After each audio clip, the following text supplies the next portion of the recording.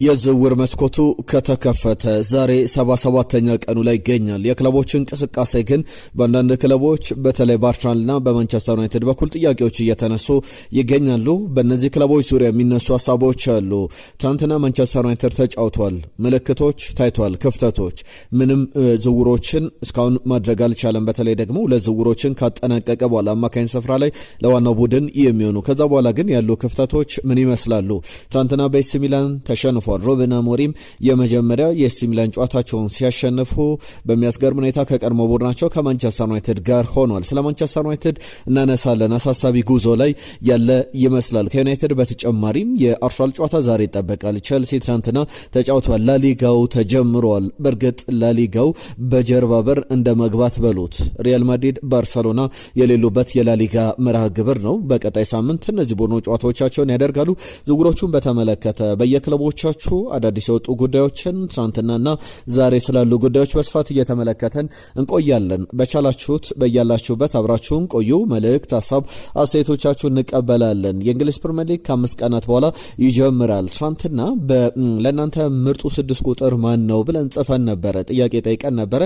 በርካቶቻችሁ ሀሳባችሁን ስትልኩልን ነበረ። ዛሬ ደግሞ የማንቸስተር ሲቲና የአርሰናል የኮሚኒቲ ሺልድ ጨዋታ ፕሪንሲፓሊቲ ስቴዲየም ካርዲፍ ላይ ይደረጋል። በዚህ ጨዋታ ዙሪያ ሀሳባችሁን ላኩልን። ጤና ይስጥልን ብለናል። ክብራትና ክብራን በቀጥታ ወደ ጉዳዮቻችን እናልፋለን። ቪዲዮቻችንን ላይክ አድርጉ፣ አብራችሁን ሁኑ፣ አግዙን፣ አበረታቱን።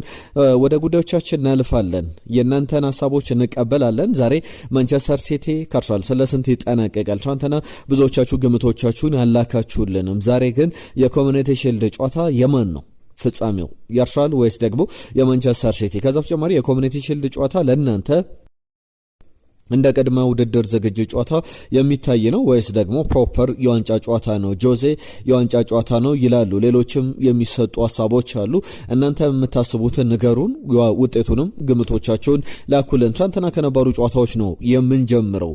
ቼልሲ ሪያል ሶሴዳድን ገጥሞ ነበረ። ይህ ጨዋታ በቼልሲ 3-1 አሸናፊነት ተጠናቋል። የትናንትና የመጀመሪያው ገና በስቴዲየሙ ላይ የቼልሲ ተጫዋቾች ስም ሲነሳ የሰማናቸው ጉዳዮች ነበሩ። ኤንዞ ፈርናንዴዝ ስሙ ሲጠራ በተቀያሪ ወንበር ላይ ተቀይሮ ገብቶ ጨዋታውን አድርጓል።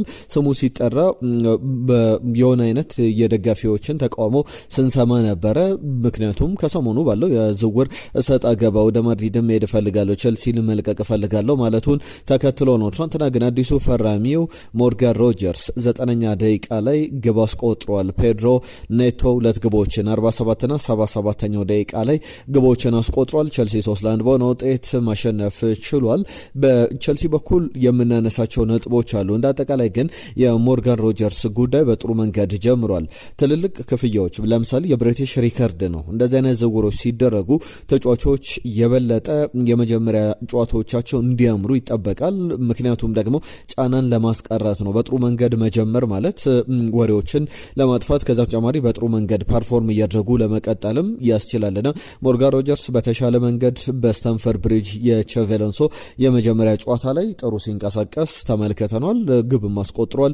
በተለይ በትክክለኛ ቦታ ላይ መገኘት መቻሉ ያንን እንዲያደርግ አግዞታል። ማክሰኞ ዕለት ነበር የመጀመሪያ ልምዱም ከቼልሲ ዋና ቡድን ጋር የሰራው። እንደ ማክሰንስ ሎክሮ አይነትም ተጫዋቾች በተመሳሳይ የመጀመሪያ ልምምዳቸውን ያከናወኑት ማክሰኞ ዕለት ነበረ። ትናንትና ዌስሊ ፎፋና፣ ማክሰንስ ሎክሮ እንዲሁም ደግሞ ሌቫይ ኮልዊል በተከላካይ ስፍራ ላይ በጣም ጥሩ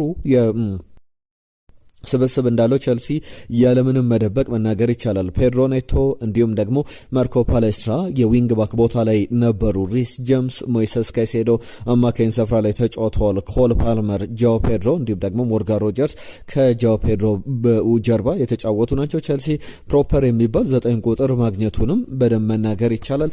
የባለፈው ዓመት የመጀመሪያ ውድድር ዘመኑ ጃኦ ፔድሮ ጥሩ ነበረ። አሁንም በዛ ደረጃ እየቀጠለ ይገኛል። ትናንትናም አንዳንድ አድማጮች በቼልሲ በኩል እናንተ ምርጡ 9 ቁጥር ማን ነበር በቅርብ ጊዜያት የተመለከታችሁት ብለን ነበር። ዲየጎ ኮስታ እንዲሁም ደግሞ ዲዲዬ ድሮግባ የሚጠቀሱ ናቸውና የቼልሲ በጣም በዚህ ቦታ ላይ በ9 ቁጥር ቦታ ላይ ትንሽ ከርስ አለበት ወይም ደግሞ እርግማን አለበት ተብሎ ይነገራልና ጃኦ ፔድሮ ግን ያንን እርግማን እየሰበረ ይመስላል። በቀድሞ ውድድር ዘመን ዝግጅቶች ላይ ግቦችን እያስቆጠረ ሰነባብቷል። አሁንም ጥሩ ደረጃ ላይ ያለ ተጫዋች ነው። ቼልሲ ተጫዋቹን ሲያስፈርመው በሚገርም ሁኔታ ጥሩ ብቃት ላይ ያለ ያለ ተጫዋች ነበር ከብራይተን ያስፈረመው። በብራይተን በኩል የባለፈው አመት ከብራይተን ከመጣ በኋላ ለቼልሲ ጥሩ አቅም እንዳለው ጥሩ መጫወት እንደሚችል እያሳየ ቀጥሏል። የሚገርም አይነት ተጫዋች ነው ብሎ መናገር ይቻላል። ከተጫዋቹ ጋር በተያዘ በቀጣይም የምንመለከታቸው የምናነሳቸው ጉዳዮች ይኖራሉ። እናም የብራዚላዊ ከዓለም ዋንጫ ውጭ የተደረገበት ነገር በጣም ሲያነጋግር እንደነበር ይታወቃል። ባለፈው ዓመት ካሳየው ብቃት አንጻር በቅድመ ውድድር ዘመን ዝግጅት ለቼልሲ በቼልሲ ባደረጋቸው 5 ጨዋታዎች ላይ 7 ግቦችን አስቆጥሯል። ዌስተርን ሲድኒን ሲገጥም ቼልሲ 3 ግቦችን አስቆጥሮ አንድ ለግብ የሆነ ኳስ አቀብሎ ነበረ። ከዛ ውጪ ደግሞ የሚላን ጨዋታ ላይ 2 ግቦችን፣ ትናንትና ሪያል ሶሴዳድ ላይ ደግሞ በተመሳሳይ 2 ግቦችን አስቆጥሮ የሚገርም ጊዜ ላይ እንዳለ ቼልሲ በጥሩ ተስፋ ከዚህ ተጫዋች ጋር እንደሚጀምር ማሳያዎችን የተመለከትንበት አይነት ጨዋታ ነበር። እንዳጠቃላይ ኮል ፓልመርም በሜዳ ላይ 10 ቁጥር መለያውን ለብሶ ሲጫወት ተመልክተናል። ጆርዳን ኤንደርሰን በትናንትናው ጨዋታ ላይ አልነበረም። ዓለም ዋንጫ ላይ ጉዳት አስተናግዶ ገና ከዛ ጉዳቱ አላገገመም። ከ4 ቀናት በፊት ነው ልምድ መስራት የጀመረው። ዳኒ ዌልቤክም አልነበረም። ኤማኑኤል ሜጋም የተጫዋች በጉዳት ምክንያት የአምስትሪንግ ጉዳት አለበት፣ ለጨዋታው አልደረሰም። ከዛ ውጭ ግን ኒኮላስ ጃክሰን፣ ሊያም ዴላፕ፣ ቶሲን፣ ሚሃይሎ ሙድሪክ እንዲሁም ደግሞ መመዱ ሳር አይነት ተጫዋቾች በጨዋታው ላይ አልነበሩም፣ ከስብስቡ ውጭ ተደርጓል። ያ የሚሰጠው ምልክት አለ። ምክንያቱም ከቼልሲ ስብስቡ ውጭ መደረጋቸው ከክለቡ ሊወጡ የሚችሉ መውጫው በር ላይም ያሉ ተጫዋቾች እንደሆኑ መናገር ያስችላል። ሁሉም እነዚህ በቼልሲ ጨዋታዎች ላይ የሚነሱ ነጥቦች ናቸው። ከዛ ውጭ ባየርን ሙኒክ አርቢ ላይፕዚግ ገጥመው ነበረ። ጀማል ሙሲያላ ግብ አስቆጥሯል። ዲያዝ፣ ብራውን ሌሎችን ግቦች ያስቆጠሩ ተጫዋቾች ናቸው። ሉዊስ ዲያዝ በተለይ ደግሞ ባለፈው ዓመት ከጀመረበት መንገድ ቀጥሏል። ብራውን አዲስ ፈራሚ ነው። ጀማል ሙሲያላ ባለፈው ዓመት በጉዳት ብዙ ክለቡን ያላገለገለ ተጫዋች እንደነበረ ማንሳት ይቻላል። ከጀማል ሙሲያላ ጋር በተያዘ ግን ትናንትና አንድ ነገር ተመልክተናል። በሜዳ ላይ ፌንት አድርጎ ወይም ደግሞ ራሱን ስቶ ወድቆ ነበርና በሚወድቅበት ሰዓት ላይ አዲሱ ፈራሚው ኢስማኤል ሳይባሪ በጣም ሮጦ በመሄድ የተጫዋቹን እንቅስቃሴ ወይም ደግሞ ራሱን እየሳተ እንደሆነ ልብ ብሎት ነበርና ገና መሬት ሳይነካው ወደ መሬት ሳይወድቅ በሁለት እጆቹ ደግፎ መሬት ላይ አስተኝቶታል። ከዛ በኋላ ሕክምና እርዳታ ተደርጎለታል። በጣም የሚያስገርም አጋጣሚ ነው። አሳሳቢም ይመስላል በተጫዋቹ በኩል። በቀጣይ እንመለከታለን። አርቢ ላይፕዚግ ነበረ 3-1 በሆነ ውጤት ባየር ሙኒክ ያሸነፈው። ቶትናም 3-0 ሆፈንሄምን አሸንፏል። ለሆፈንሄም ከአቅም በላይ የነበረ ቡድን ነው። ኒውካስል ዩናይትድ በሌቨርኩሰን 2-1 በሆነ ውጤት ተሸንፏል። ማንቸስተር ዩናይትድ ከኤስ ሚላን ያደረጉት ጨዋታ ሌላኛው መርሃ ግብር ነው። ትናንትና ሃሪ ማጓየር 2ኛው ደቂቃ ላይ ግብ አስቆጠረ። ከዛ በኋላ ሳሙኤል ቹኩዌዜ 37ኛው ደቂቃ ላይ ኤስ ሚላንን አቻ አደረገ። ከዛ በኋላ ዶርጉ 51ኛው ደቂቃ ላይ ፓትሪክ ዶርጉ ያስቆጠራት ግብ ጨዋታው ወደ 2-1 ወደ ማንቸስተር ዩናይትድ መሪነት እንዲሄድ አስችሎ ነበረ። ሲሴ፣ ራሞስ እንዲሁም ደግሞ ሎፍተስቺክ ያስቆጠሯቸው ግቦች በተለይ ደግሞ በ14 ደቂቃዎች ውስጥ በማንቸስተር ዩናይትድ በኩል 3 ግቦችን አስተናግዷል። ሩበን አሞሪም በኤሲ ሚላን የመጀመሪያ ጨዋታቸውን ያሸነፉት ባለፉት 3 የቅድመ ውድድር ዘመን ዝግጅት ጨዋታዎች ላይ ተጫውተው ነበር። ነገር ግን ድል አላስመዘገቡም ነበርና በሩበን አሞሪም በኩል የመጀመሪያ ድላቸው በሚያስገርም ሁኔታ ከቀርቦ ቡድናቸው ከማንቸስተር ዩናይትድ ጋር መሆኑ ትንሽ ያነጋግራል። ማንቸስተር ዩናይትድ እንደ ቡድን ግን የሚያሳስቡ ነገሮች አሉ። የመጨረሻው የቅድመ ውድድር ዘመን ዝግጅት ጨዋታን ያደረገው በቀጣይ ሳምንት ዩናይትድ የሊጉን የመክፈቻ መርሃ ግብር ያከናውናል። ብሩኖ ፈርናንዴስ ትናንትና ፍጹም ቅጣት ምት ስቷል። በተከታታይ በ3 ቀናት ልዩነት ከሊድስ ጋርም ፍጹም ቅጣት ምት ስቶ እንደነበረ ይታወቃል። ፖላንድ ላይ በነበረው ጨዋታ የተጫዋቹ ፍጹም ቅጣት ምት መሳትም ያሳስባል ብዙ እየተባለበት ይገኛል።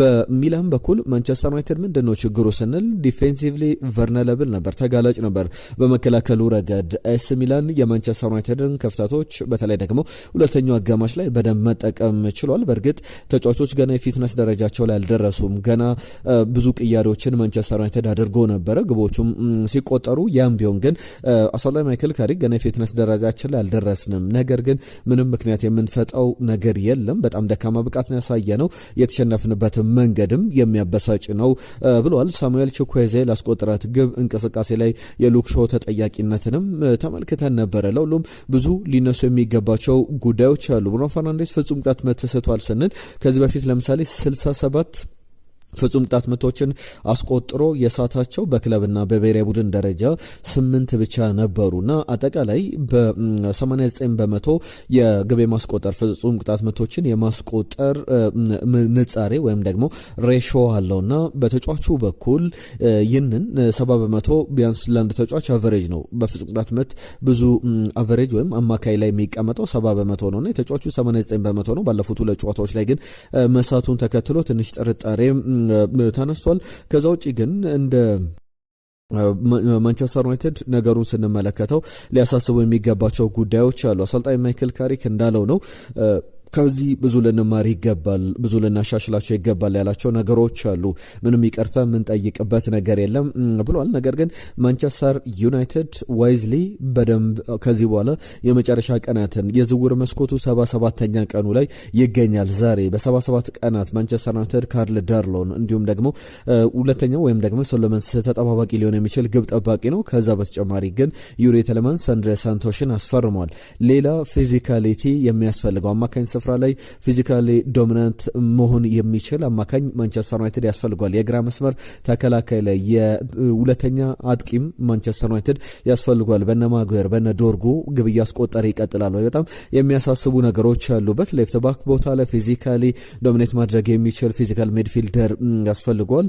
እነዚህ ማንቸስተር ዩናይትድ የግድ ማጠናቀቅ ያለበት ዝውውር ነው። ትናንትና ኮቢ ሜኖ እንዲሁም ደግሞ ሊሳንድሮ ማርቲኔዝ ካለማውንጫ በኋላ ማርከስ ራሽፈርድም ተጫውቷል። ማርከስ ራሽፈርድ 14 ቁጥር መለያ ይለብሳል ሲባል ነበር። በ9 ቁጥር መለያ ተመልክተነዋል። በሜዳ ላይ ፌብሩዋሪ 2 2025 ላይ ነበር ለመጨረሻ ጊዜ ለማንቸስተር ዩናይትድ ከመጫወቱ በፊት ዲሲሽኑ ማንቸስተር ዩናይትድን እንዲለቅ የተወሰነው። እንግዲህ ከሞላ ጎደል ከ17 ከ18 ወራት በኋላ ወደ ማንቸስተር ዩናይትድ ተመልሶ ለማንቸስተር ዩናይትድ መጫወቱን ተመልክተናል። ሁሉም እነዚህ ትናንትና ከነበሩ ጨዋታዎች መካከል የሚጠቀሱ ናቸው። ሞሐመድ ሳላ በትራብዛንስፖር የመጀመሪያ ጨዋታውን አድርጓል። የቤሺክታሹ ፕሬዝዳንት አንድ ነገር ሲናገሩ ሰምቻለሁ። ሞሐመድ ሳላን በተመለከተ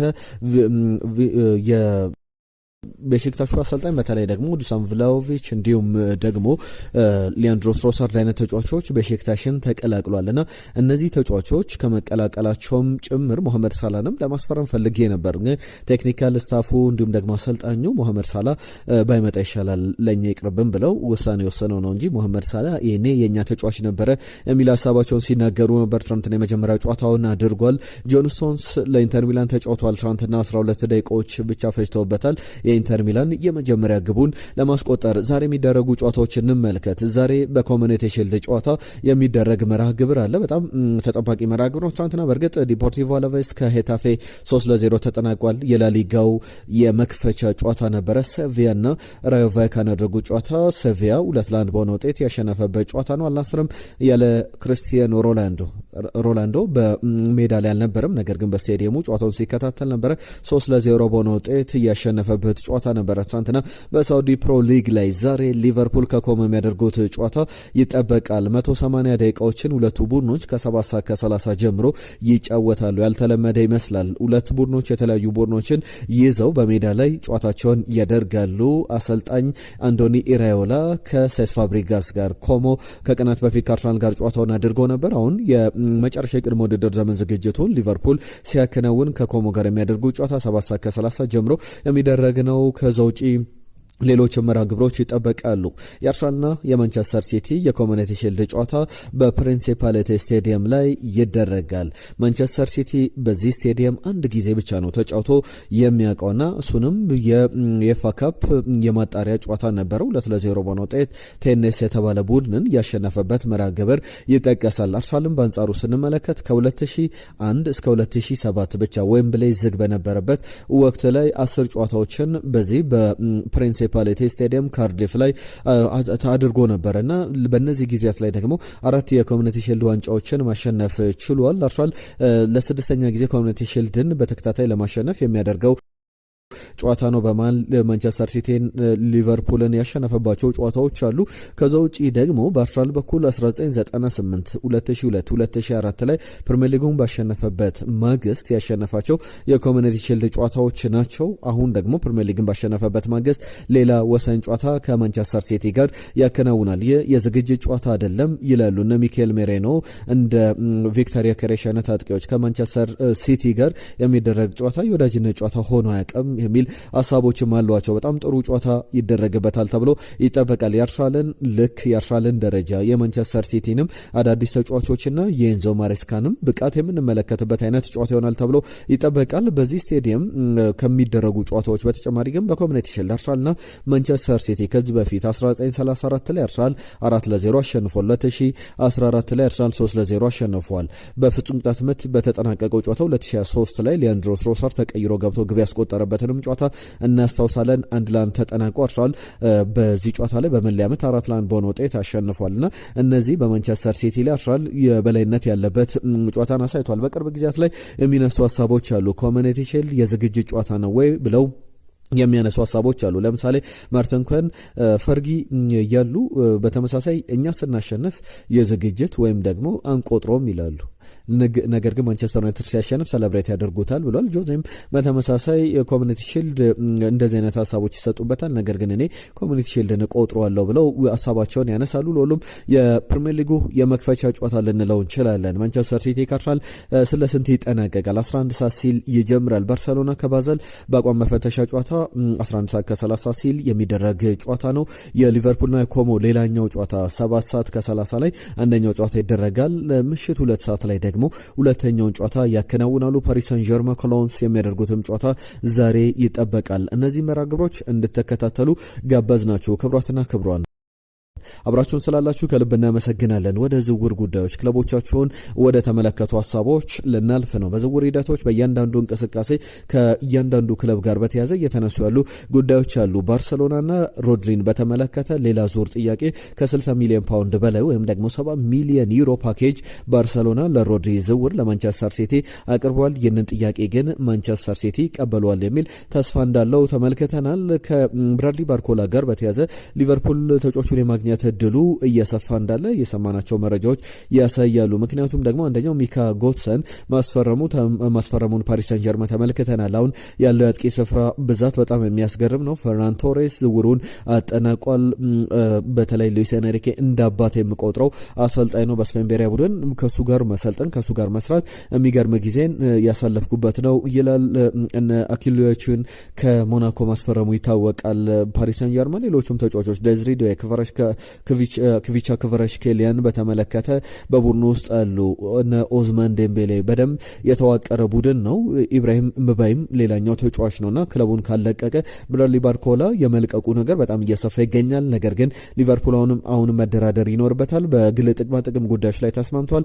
ኮዲ ጋክፖ ደግሞ ከቶትናም ጋር በግል ጥቅማ ጥቅም ጉዳዮች ላይ ስለመስማማቱ የሚያሳዩ ዘገባዎችን ደግሞ በአንጻሩ በሌላ መንገድ የተመለከትናቸው ዘገባዎች ናቸው። እንዳጠቃላይ የክለቦቹ ድርድር አጠቃላይ ሂደትም በቀጣይ ቀናት በስፋት ሊነሱ የሚገባቸው ጉዳዮች ናቸውና እነ ማንቸስተር ዩናይትድ የተፋዘዙበት የቅርብ ጊዜያትን የመጨረሻ 15 ቀናት አካባቢ ይቀሩታል። በዚህ ሂደት ደግሞ የምንሰማቸው ጉዳዮች ይኖራሉ። ከዩባዴ ጋር በተያዘ ዳቪድ አንቸሎቲ የካርሎ አንቸሎቲ ልጅ አሁን የሊላ አሰልጣኝ ነውና ተጫዋቹ ከማንቸስተር ሲቲ ጋር እየተነጋገረ ይገኛል። ነገር ግን ቀጣይ ሳምንት ሊግ ሲጀመር የኛ እቅድ ውስጥ አንደኛው ነውና 45 ደቂቃዎችን ተጫውቷል በዚህ በአቋም መፈተሻ ጨዋታ።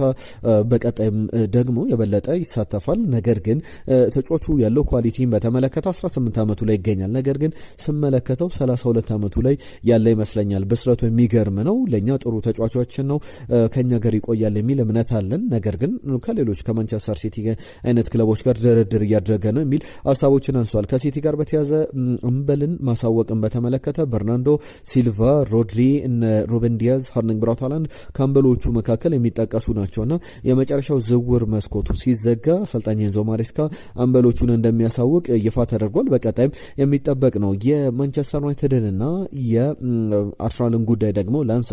የክለብ ብሩገ አሰልጣኝ በማንቸስተር ዩናይትድ እና በአርሰናል በኩል ጆኪን ሴስን በተመለከተ የመስመር ተከላካይን በተመለከተ ሁለቱም ክለቦች ፍላጎት አላቸው የሚሉ ሀሳቦችን አንስተዋልና ክለብ ብሩገንም እኔንም በጣም ያኮራኝ ነገር ነው በእነዚህ አይነት ክለቦች ተጫዋቻችን መፈለጉና ማንቸስተር ዩናይትድን በግራ መስመር ቦታ ላይ ሊጫወት የሚችል የቀይ መስመርም ተከላካይ ሆኖ ማገልገል ይችላልና ጆኪን ሴስን በተመለከተ እስከ 30 ሚሊዮን ፓውንድ የሚጠራበት ተጫዋች ነውና ይህንን ተጫዋች ለማስፈረም ማንቸስተር ዩናይትድና አርሰናል ፉክክር እያደረጉ እንዳለ የሚያሳዩ ዘገባዎችን አሰልጣኙም ጭምር የክለብ ብሩገ አሰልጣኝ ኢቫን ሌኮ ያነሱት ጉዳይ አለ። ፔድሮ ኔቶን በተመለከተ የአልሂላል ፍላጎት በደንብ በተጫዋቹ ላይ እየታየ ይገኛል። ተጫዋቹ እንዲሁም እንደ ሳቻ ታቮሌር አይነት ጋዜጠኞች እንደሚያነሱት ከሆነ በተጫዋቹ በኩል በግል ጥቅም ወደ ሳውዲ ፕሮ ሊግ ለመሄድ ከአልሂላል ጋር ተስማምቷል የሚሉ ጉዳዮች አሉ። አልሂላል ከቸልሲ ጋር ድርድር ማድረግ ይጠበቅበታል። 50 ሚሊዮን ፓውንድ በላይ ለተጫዋቹ ዝውውር ያስፈልጋል ተብሏል። ማንቸስተር ዩናይትድ፣ ማንቸስተር ሲቲ የሚፈልጉ ተጫዋች አለ። ጃክ ሄንሽልዌድ ይባላል።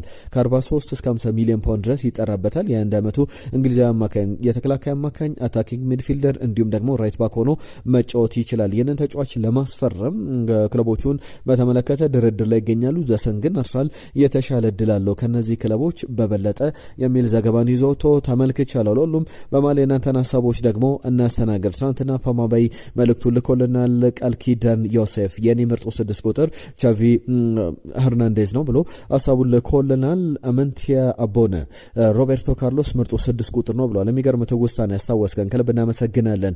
ኑሩ ከማል ዴክላን ራይስ 6 ቁጥሩ ምርጡ 6 ቁጥር ነው ብሏል። ሰለሞን የጻፈልን መልእክት አለ። ኤንዞ ለቆ ወደ ማድሪድ መሄድ አለበት ብሎናል። አሉ አቢዶ የጻፈልን መልእክት አለ። አሉ ነኝ ከደቡብ አፍሪካ የኔ ምርጡ 6 ቁጥር ቲያጎ አልካንትራ ምርጡ ኳሲዝ የትም የሚደርስበት የሌለ በጣም ያምርበታል የሚል ሀሳቡን ልኮልናል። ከዛ በተጨማሪም መልካም ቀን ምዶላል እናመሰግናለን። ለጆሴ ለኔዣቪ ነው ብሎናል። አንሙት አስቻለ የጻፈልን መልእክት አለ። ማሻራ ነው ብሎናል። አብዱል ሰመድ የጻፈልን መልእክት አለ። የምንጊዜ ምርጡ 6 ቁጥር ሁሉንም የእግር ኳስ ቤተሰብ የሚያስማማው ፖል አሮን ስኮልስ ነው ብሎናል። ቤንጂ ማርቲኔሊ አይወጣም የሚባለው ጭራሽ አይታሰብም፣ አልወጣም ቢልም ይወጣል የሚል ሀሳቡን ልኮልናል። ነጅብ ሰንገሮ ሰላም ቤስቶች እንዴት ናችሁ? ነጅብ ነኝ ከናይሮቢ ኬንያን የምጽፍላችሁ። ቤስት ነምበር 6 ቲያጎ ሲልቫ ነው። ሮይኪን፣ ፍራንክ ላምፓርድ፣ ሰርጂዮ ቡስኬት፣ አንድሪያ ፒርሎ፣ ሚሼል ላውድሮፕ፣ ቪየራ እንዲሁም ደግሞ ፖል ስኮልስ፣ ክላውድ ማኬሌሌ የነዚህ የሚነሱ ናቸው። ኤንዞ ግን ጉዳዩ ቀዝቀዝ ብሏል። ቼልሲ ቤት ቤስት ነምበር 9 ዲዲዬ ድሮግባ ና ዲየጎ ኮስታ ናቸው ብሎናል። አብዱል ባሲት ከድር ድሮግባ ምርጡ 9 ቁጥር እሱ ነው ብሎናል። አንዱ አለም ታፈሰ አሎንሶ ለኔ ምርጡ 6 ቁጥር ነው ብሎናል። ያለው ታከለ ጆን ቴሪ ምርጡ 6 ቁጥር ነው ብሎናል። በቁጥር ደረጃ አንዳንዶች በሚናም እያነሳችሁ ትገኛላችሁ። ያሬድ ሻቪ ብሎናል። ጆሲ ፖግባ ብሎናል። የጻፈልን መልእክት ነው። ሚራቱ የተባለ አድማጫችን ፖል ፖግባ ብሎናል። አበበ ተክሉም የጻፈልን መልእክት አለ። ሹሚ ዘውዱ ጄናሮ ጋቱሶ የኔ ምርጡ 6 ቁጥር ነው ብሎናል። ኤድማን ፈቀደ ዣቪ ብሎናል። አረጋዊ አማረ የጻፈልን መልእክት አለ። አራጋው አማረ የጻፈልን መልእክት ሰላም እንዴት ናችሁ? በጣም ነው የምትመቹኝ በርቱልን ብሎናል። እናመሰግናለን። ምርጡ 6 ቁጥር ሰርጂዮ ቡስኬት ነው ብሎ መልእክቱንም ልኮልናል። ዚያድ ቃሲም ቤስቶች አለንላችሁ አብረናችሁ ነን። እናመሰግናለን ዚያድ ቃሲም ስለጻፍክልን መልእክት። ከዛ በተጨማሪ አራጋው አማረ ትናንትና የማንቸስተር ዩናይትድን ግምት ላኩልን ብለን ነበረ። ብቸኛው ግምቱን የላከልን አድማጫችን ነው። ማንቸስተር ዩናይትድ 2 ኤሲ ሚላን 1 ብሎ መልእክቱን ልኮልናል። ቻቻ ሀረር የጻፈልን መልእክት አለ። ቻቻ ነኝ ከሀረር ነው የምጽፍላችሁ የምን ጊዜም ምርጡ 6 ቁጥር ዌስ ብራውን ነው ለኔ ብሎናል። እናመሰግናለን። ዳኜ ከሲዳማ ቤስቶች ዝግጅታችሁ አሪፍ ነው፣ ሁሌም ከእናንተ ጋር ነኝ ብሎናል። የኔ ምርጡ 6 ቁጥር ፖል ፖግባ ነው ብሎናል። ፍቅራብ 11 ቁጥር ዲዲዬ ድሮግባ፣ 10 ቁጥር ሮላንዲኒዮ ጎቾ፣ 9 ቁጥር ሮላንዶ ሉዊስ ናዛሪዮ ደሌማ፣ 8 ቁጥር ፍራንክ ላምፓርድ፣ 7 ቁጥር ክርስቲያኖ ሮላንዶ፣ 6 ቁጥር ዣቪ ሄርናንዴዝ፣ 5 ቁጥር ማይክል ኤሴን፣ 4 ቁጥር ማኬሌሊ፣ 3 ቁጥር ኤቭራ፣ 2 ቁጥር ብራኒስላቭ ኢቫኖቪች፣ 1 ቁጥር ደግሞ ፒተር ቼክ ብሎናል። ፍቅራብ ከልብ እናመሰግናል። ልጅ አለም ከደቡብ አፍሪካ በኔ እድሜ ምርጡ 6 ቁጥር ሮድሪ ነው። በሁሉም ነገር የተሟላ ምርጥ ተጫዋች ነው። ሁሌም ወዳችሁ ወዳችኋለሁ ኑሩልን ብሎናል። እናመሰግናለን። ከድራሚን የጻፈልን መልእክት አለ። ሲያርሰበና ንጎሎ ኮንቴ ብሎናል። ቼልሲ 2-1 ሶሴዳድን ያሸንፋል የሚል ግምቱንም ልኮልን ነበረ። ሙየከድር ጆኮቭ ብሎ መልእክቱ ልኮልናል። ስንታየው የጻፈልን መልእክት አለ። ስንታየው በተለይ ደግሞ ክላውድ ማኬሌሌን ብሎናል። አማን ዣቪ ብሎናል። አንዱ ዓለም ታፈሰ ቼልሲ ዲየጎ ኮስታና ዲዲየር ድሮግባ ነበሩ። አሁን ግን በቼልሲ ቤት 6 ቁጥር ጠፍቷል። 7 ቁጥር 9 ቁጥር ላይ እነዚህ የሚጠቀሱ ናቸው። 7 ቁጥር ላይ ግን አንዱ ዓለም የጻፈልን መልእክት ሉዊስ ፊጎ ብሎናል። ናታኒየም የጻፈልን መልእክት አለ። ጥያቄያችሁ ትክክል አይደለም ማለት የነበረባችሁ 7 ቁጥር ላይ ከክርስቲያኖ ሮላንዶ ውጪ ነው። ምርጡ 7 ቁጥር ማን ነው ለሚለው የሚል ሐሳቡ ልኮልናል። እናመሰግናለን ስለማስተካከያችሁ፣ ስለሐሳባችሁ፣ ስለሁሉም ስለሰጣችሁን ጊዜን በሙሉ እናመሰግናለን። በርከት ያሉ ጉዳዮችን አንስተናል። በዝውውር ጉዳዮች ክለቦችን በተመለከተ አሁንም የመጨረሻ ቀናት ላይ እንገኛለን። 15 የቀሪ ቀናት ይኖራሉ። ከዚህ በኋላ በሚደረጉ የዝውውር እንቅስቃሴዎች እነማን ተሳትፎ ያደርጋሉ? ሴፕቴምበር 1 ይዘጋል። በዚህ የዝውውር እንቅስቃሴ ላይ ደግሞ በየክለቦቻችሁ ያሉ አዳዲስ ጉዳዮችን ይዘን እንመለሳለን። የዛሬን እዚህ ላይ ያበቃን። ለሰጣችሁን ጊዜ ለአብሮነታችሁ በሙሉ ከልብ እናመሰግናለን። ክብሯትና ክብሯን ጤና ይስጥልን ብለናል።